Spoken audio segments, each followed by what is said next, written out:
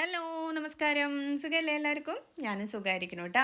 അപ്പോൾ നമ്മളുടെ ഇന്നത്തെ റെസിപ്പി എന്ന് പറഞ്ഞാൽ, പണ്ട് എൻ്റെ വീട്ടിൽ നിറയെ നാടൻ കോഴികളുള്ള ടൈമിൽ ഈ തള്ളക്കോഴി കുറേ മുട്ടയ്ക്ക് ഇട്ട് കഴിഞ്ഞതിന് ശേഷം പിന്നെ മുട്ട ഇടാത്തൊരു സ്റ്റേജ് വരും. ആ സമയത്ത് അവർക്ക് നന്നായിട്ട് നെയ്യ് ഉണ്ടായിരിക്കും. അപ്പോൾ ആ കോഴീന് എൻ്റെ അമ്മ ഒരു മരുന്ന് ഉണ്ടാക്കി തരാറുണ്ട് ഞങ്ങൾക്ക്. അപ്പോൾ ആ ഒരു ടേസ്റ്റിൽ ഞാൻ ചെയ്ത് നോക്കിയൊരു റെസിപ്പിയാണ് കേട്ടോ. അപ്പോൾ നമ്മളിപ്പോൾ ഒരു തിക്ക് ഗ്രേവിയോട് കൂടിയിട്ടുള്ളൊരു കറിയാക്കിയിട്ടാണ് നമ്മൾ ചെയ്തിരിക്കുന്നത്. എൻ്റേതായിട്ടുള്ളൊരു കുഞ്ഞു കുഞ്ഞു ഇൻഗ്രീഡിയൻസ് ഒക്കെ കൂട്ടിയിട്ട് ചെയ്ത ഒരു റെസിപ്പിയാണ്. അപ്പോൾ നമുക്ക് നോക്കാം നമ്മുടെ റെസിപ്പി എങ്ങനെയാണ് ചെയ്യണതെന്ന്. പാൻ അടുപ്പത്ത് വെച്ചിട്ടുണ്ട്. 1 ടേബിൾ സ്പൂൺ അളവിൽ വെളിച്ചെണ്ണ നമ്മൾ ഒഴിച്ചു കൊടുക്കാം. എണ്ണ ചൂടായിട്ട് വരുന്ന സമയത്ത് ഒരു 1/2 കപ്പ് അളവിൽ തേങ്ങ ചേർത്ത് കൊടുക്കാം.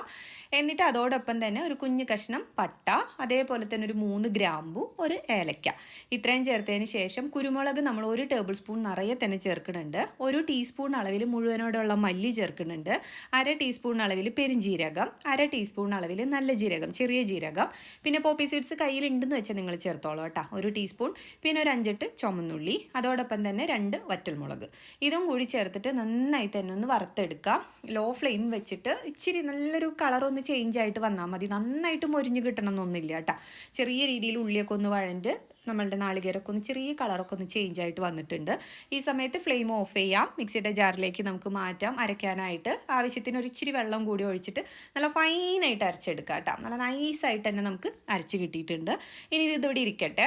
ഇനി നമുക്ക് അതേ പാൻ തന്നെ വെച്ചിട്ടുണ്ട്. ഒരു 2 ടേബിൾ സ്പൂൺ അളവിൽ വെളിച്ചെണ്ണ ഒഴിച്ചു കൊടുക്കാം.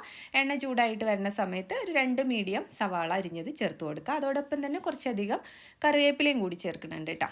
എന്നിട്ട് നന്നായി തന്നെ ഒന്ന് വഴറ്റി ചെറിയ രീതിയിലൊന്ന് സവാള ഒന്ന് സോഫ്റ്റ് ആയിട്ട് വരുന്ന സമയത്ത് ഒരു ചെറിയ കഷ്ണം ഇഞ്ചി ചതച്ചതും അതേപോലൊരു 5 വെളുത്തുള്ളി ചതച്ചതും കൂടി നമ്മൾ ചേർത്ത് കൊടുക്കുക. എന്നിട്ട് നന്നായി തന്നെ ഒന്ന് വഴറ്റി സവാളയുടെ കളറൊക്കെ ഒന്ന് ചേഞ്ച് ആയിട്ട് വരുന്ന സമയത്ത് മാത്രമാണ് നമ്മൾ തക്കാളി ചേർത്ത് കൊടുക്കുന്നത്.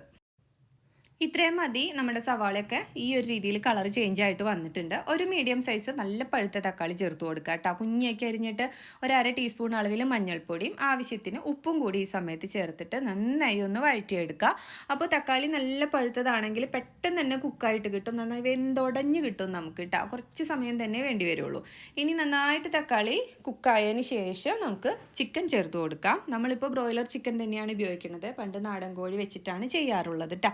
അപ്പോൾ ഇതാ നമ്മൾ 750 ഗ്രാം ചിക്കൻ എടുത്തിട്ടുണ്ട്.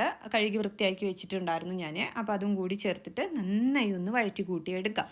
അപ്പോൾ ഞാൻ നേരത്തെ പറഞ്ഞ പോലെ തന്നെ മല്ലി, മുളകും, എന്താ പറയുക, ജീരകവും എല്ലാം കൂടി വരുമ്പോൾ ഒരു പ്രത്യേക ഫ്ലേവർ തന്നെയാണ്. ആ ഒരു പഴയ രുചി തന്നെ നമുക്ക് കിട്ടും കേട്ടോ. അപ്പോൾ തേങ്ങയും കൂടിയായിട്ട് വരുമ്പോൾ നല്ല തിക്കായിട്ടുള്ള ഗ്രേവിയും കൂടി കിട്ടുമെന്ന് മാത്രം. നമ്മുടെ ചപ്പാത്തിക്കൊപ്പൊക്കെ ആണെങ്കിൽ കിട്ടു കോമ്പിനേഷനാണ് കേട്ടോ. അപ്പോൾ നമ്മളൊന്ന് കുറച്ച് സമയം ഒന്ന് മൂടി വെച്ചിട്ട് ഒന്ന് കുക്ക് ചെയ്തിട്ടുണ്ട്. ഒരു 5 മിനിറ്റ് സമയം മൂടി വെച്ചിട്ടുള്ളൂ കേട്ടോ. അപ്പോഴത്തേനും തന്നെ ചിക്കനിൽ നിന്ന് നന്നായിട്ട് വെള്ളം ഇറങ്ങി വന്നിട്ടുണ്ട്. ഇനി നമുക്കിതിലേക്ക് ചേർത്ത് നേരത്തെ തന്നെ അരച്ച് പേസ്റ്റാക്കി വെച്ചിട്ടുണ്ടായിരുന്നു നമ്മളുടെ നാളികേരം വറുത്തത്. ആ പേസ്റ്റാണ് നമ്മളിപ്പോൾ ചേർത്ത് കൊടുക്കുന്നത്. ആവശ്യത്തിന് വെള്ളവും കൂടി ചേർത്തിട്ട് വേണം ഇനി നമ്മുടെ ചിക്കൻ വേവിച്ചെടുക്കാൻ വേണ്ടിയിട്ട് കേട്ടോ. അപ്പോൾ കുറച്ചും കൂടി മിക്സിയുടെ ജാറൊക്കെ ഒന്ന് കഴുകിയിട്ട് വെള്ളം ചേർത്ത് കൊടുത്തിട്ടുണ്ട്. നന്നായി ഒന്ന് യോജിപ്പിച്ചെടുക്കുക. എന്നിട്ട് നമുക്ക് മൂടി വെച്ചിട്ട് കുക്ക് ചെയ്യാം. ഒരു 20 മിനിറ്റ് സമയം തന്നെ medium to low flame keep ചെയ്തിട്ട് നമുക്ക് വേവിച്ചെടുക്കണം കേട്ടോ. അപ്പോൾ നാടൻ കോഴിയൊക്കെ നിങ്ങളുടെ കയ്യിലുണ്ടെന്ന് വെച്ചാൽ നാടൻ കോഴി വെച്ച് ചെയ്യുമ്പോൾ കുക്കറിൽ ചെയ്യാനായിട്ട് ശ്രദ്ധിച്ചോളൂ കേട്ടോ. എന്ന് വെച്ചാൽ വെന്ത് കിട്ടാൻ ഇച്ചിരി ബുദ്ധിമുട്ടായിരിക്കും. അപ്പോൾ ഇതാ നമ്മൾ 20 മിനിറ്റ് സമയം ഒന്ന് മൂടി വെച്ചു. മീഡിയം ഫ്ലെയിമിലേക്ക് മാറ്റിയിട്ടുണ്ട്. അതിനുശേഷം നമ്മൾ തുറന്ന് നോക്കുമ്പോൾ ഇടയ്ക്ക് ഒന്ന് തുറന്ന് ഇളക്കാനായിട്ട് മറക്കരുത് കേട്ടോ. ഇതേപോലെയായിട്ടുണ്ട് നമ്മളുടെ കറി. ഇനി നമുക്ക് കുറച്ച് മല്ലിയിലയും കൂടി ചേർത്തിട്ട് നമുക്ക് സെർവ് ചെയ്ത് കഴിക്കാവുന്നതേ ഉള്ളൂ കേട്ടോ. നിങ്ങൾക്ക് കാണുമ്പോൾ തന്നെ മനസ്സിലാവും അതേപോലെ നല്ല തിക്കായിട്ടുള്ള ഗ്രേവി ആയിട്ട് തന്നെ നമുക്ക് കിട്ടിയിട്ടുണ്ട്.